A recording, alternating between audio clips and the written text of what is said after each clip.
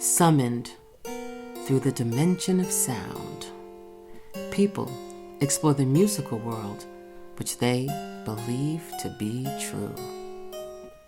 But there is a world, unheard by some, that is filled with stories of an unknown reality, a jazz side. My guest today is an impressive young lady who is so cool and very talented, Julia Blenzig. Hi, thank you for having me. Oh, hey, Julia. It's so exciting to have you. I remember you when you were a little bitty something. Thanks for doing the show. It's a pleasure to be here. Okay, so now, let's get started. You play several instruments, right? Yeah. Okay, and you're also a songwriter. Mm-hmm. Now, what are the instruments that you play? I play drums, piano, and my main thing that I'm doing is singer. Oh, okay. So you also write songs, right? My own music, yeah. Now, usually songwriters, they have a type of process of writing, and like some people can only write if they have a CD or a book deadline. You know, if you're a writer of novels. Others write over a period of time. Now, do you have a process that you? There's no exact way to doing it, but what I find that usually happens is it'll just come out of nowhere. An experience or something that someone says to you. For me, it's always words first, and I'll start off with a poem, or it's just something that happens. I'll be sitting in school, and I'll just be thinking about something that has happened in the past, mm-hmm. and then something will just come, and then the minute I get home, I'll go to my basement and start something. Is that the same basement? Same basement. Many fun times we've had down there. Well, yeah, okay, so now that's going to lead us into like the interview that was before. Now, your father is a pianist and a composer and the teacher of Charles Blenzig, right? Now, he seems to be, to me, mm-hmm. to be the ultimate musical father. Oh, yes. Yeah? And what do you mean? You say, oh, yeah. Oh, yes. He has, some people might say that it's hard working with your dad. Mm-hmm. Because even though you still know it's your dad, so you might act differently. Mm-hmm. Because I have a vocal teacher, and there's a certain way that I act with her, more focused. Okay. Because he's my dad. I'm going to act like he's my dad, so sometimes it's hard. But he has always helped me, and he's always so willing. Yeah, he takes you out on the road. You've been out on the road with us. That I can't wait to go again. Every time I go out, it's another adventure. I love going out on the road. Now, do you take piano lessons from him? Yes. Okay. We just had one yesterday. Okay. As much as the time we could fit in. Okay. And you're also studying voice? Yes, I am. Okay. With my vocal teacher, lessons every week, Lindsay, mm-hmm. from Encore Music. Oh, okay. Okay. Now, do you practice a lot? I try to. I practice a lot. Even my brother says this, they get annoyed with me. When you're a singer, you don't need to have your instrument. Your instrument is with you all the time. Absolutely. So it could get very annoying if you're just around the house basically yelling and practicing. Right. But yeah, I try to get it in every day. Yeah, well, that's an interesting thing that you mentioned that, because that's one of the things I always tell my vocal students mm-hmm. is you have the lucky thing about us as a singer is that we carry it with us. Mm-hmm. So we can practice anywhere, all the time, everywhere. It's never like we got to pull out big old keyboards or drums. And so now this past Christmas, mm-hmm. you made your first CD, very and exciting. It was called A Child's Christmas. Now, what was that like for you? It was amazing, because I'm only 14, so this is all very new to me. And it was the first time I was recording mm-hmm. with people other than my dad. Yeah. Oh, okay. With Jerry McIntosh. It was a great experience, and it was a lot of fun for me. And then they made it feel very comfortable for me. Okay. It was a great time. Did you know the musicians that played in this, or is it just a group that was already preset, and then you went in and worked with them? Or? Well, how it happened was they had the tracks laid down. Okay. And so we recorded it in our basement, the mm-hmm. vocals, and it was great.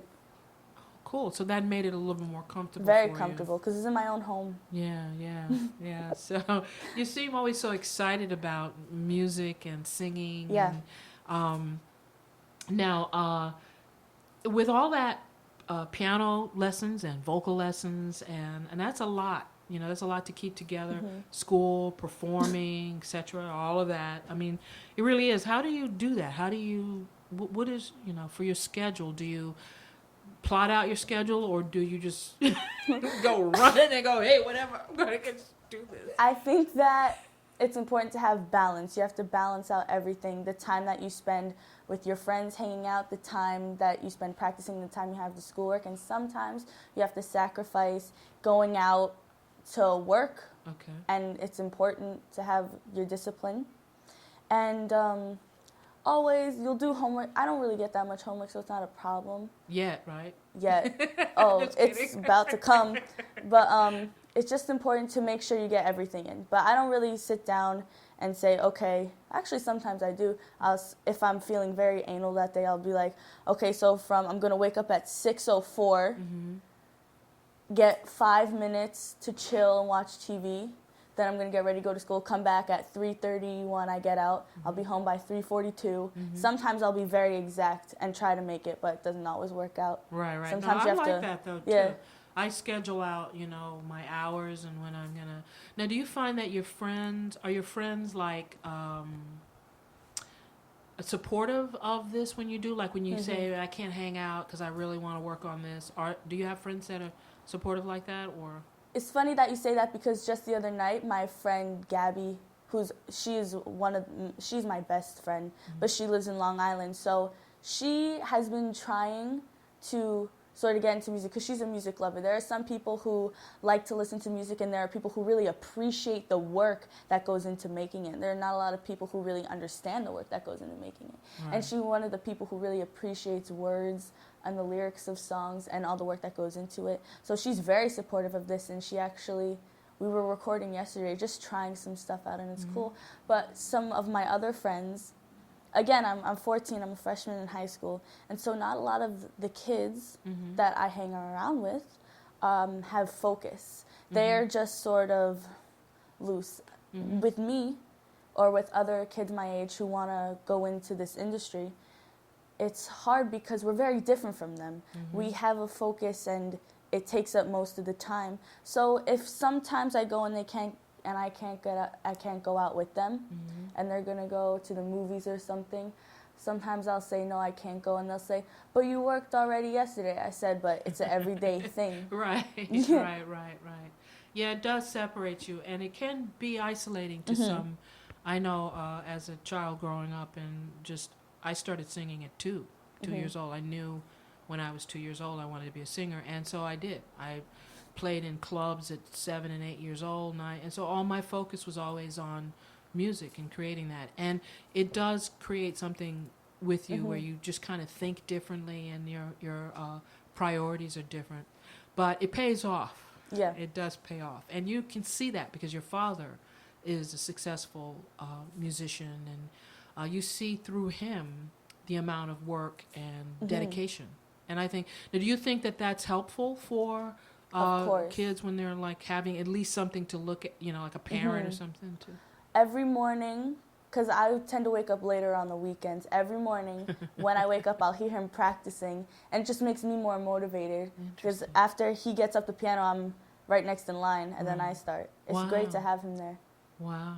Wow, that's great. Now, do you have any projects you're working on? I understand you're working on something. Yes, I am. After the Christmas album and recording and having that experience, I said, oh, I really want to start making my own stuff and trying out new sounds. So I'm working on originals.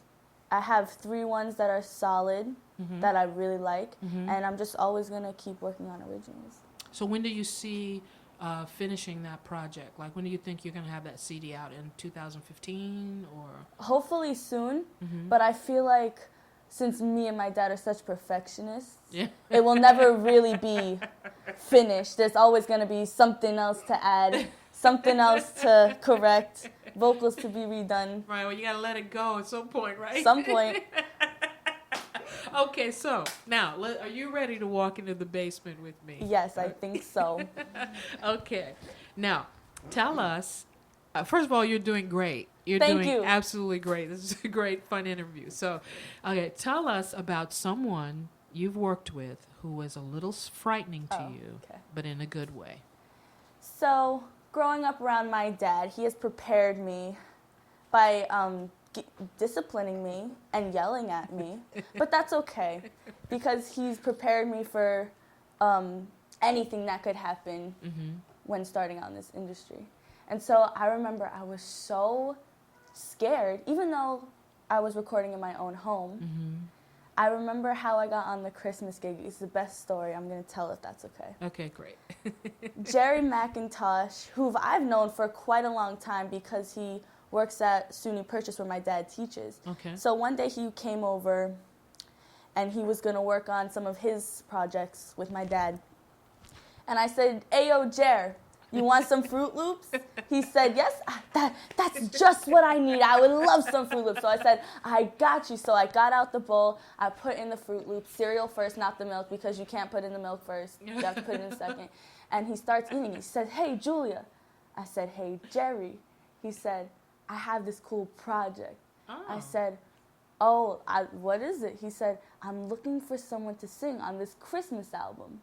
Interesting. So automatically I just was like, so many things. I was like, oh my God, this is really good. It could be really good. Yeah. And I was very scared because I was like, this is the first, real it's not project like, I was working on. I wasn't working with my dad. Right, It feels right. very casual when I'm working with him.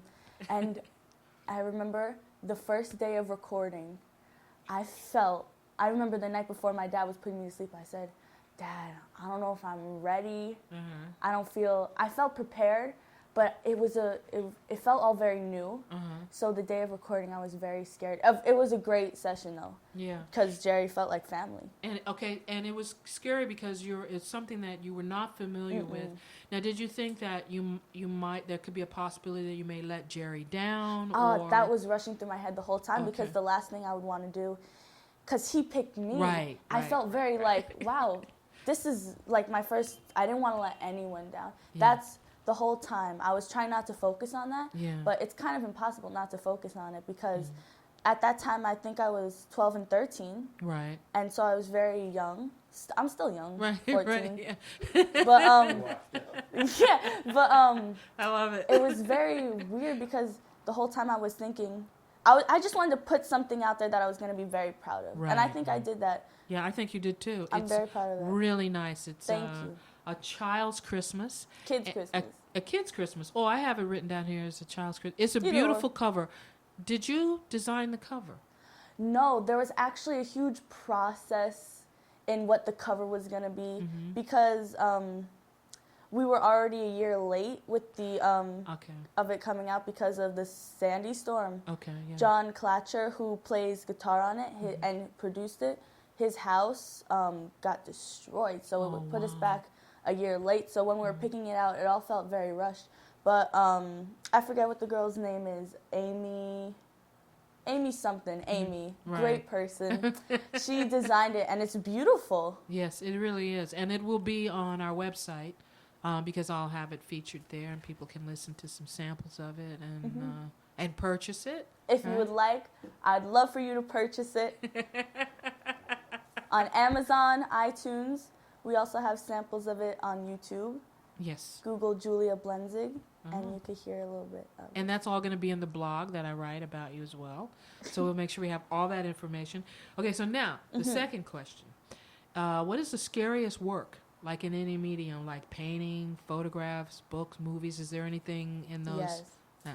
There's a movie. It's a series of movies. It's 2 movies called The Purge that came out. Everyone knows what this movie is. Yes. And it's about, for those of you who don't know what it is, it's about how the government has allowed one day of people to do whatever they want. All laws, there are no laws, and they go around killing people. And I think that's so scary because I feel like even though it's very unrealistic, it could happen. Yeah. That's crazy to me. Yeah. That's crazy that it could happen, that people, they said the reason for it was something like, oh, people got so angry, so they need to let out their anger by killing people. That's so crazy. So it gives them one day to just do whatever you want. break any kind of laws that they want, including murdering people. That's And it's just one unbelievable. day that they get to do that. Yeah. Right? Wow. Scary. Wow. It is scary. And it's anarchy. And Yeah. it's just definitely possible. I mean, that's very, I mean, where we're going. And we really shouldn't even be moving into a political conversation, although we can. It's amazing, though. It's that's it. Yeah, that is a scary concept. Really scary. Yeah. Okay, so now the final question. You ready? Yes. What is the scariest thing that ever happened to you while performing live? So my mom works in Queens at the Bayside Historical Society. So a lot of my performances have been through her. I'm very fortunate to have my dad be a musician. So I have a lot of connections. They hook you up. They hooked me up. So I was going to sit in with my vocal teacher because they were hired to play at a long concert that they were having at the Bayside Historical Society. And there was something like 500 people there. Wow. And I haven't even had much experience performing by myself with a band behind me, except for like maybe in schools, school performances. And so I was, the whole time, because I was one of the last to be performing, it was like me, I would be singing, and then the last song.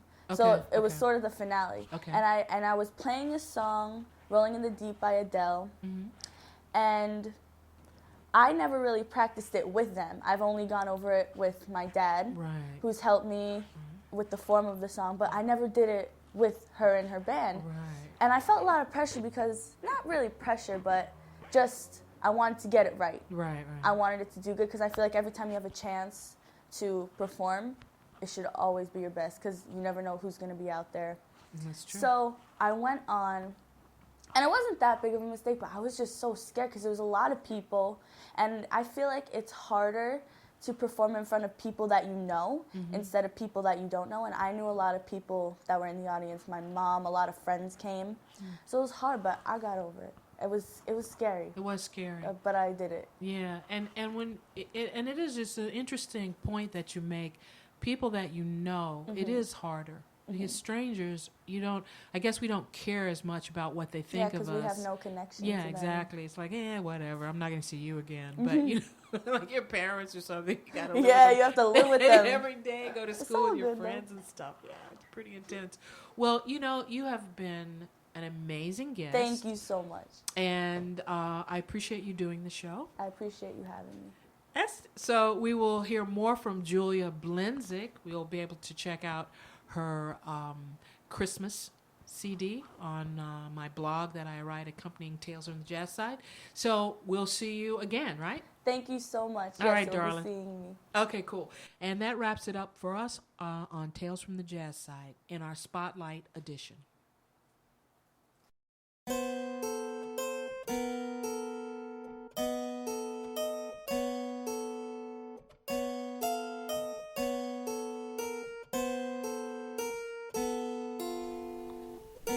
The jazz side is always there, waiting for us to enter and waiting to enter us.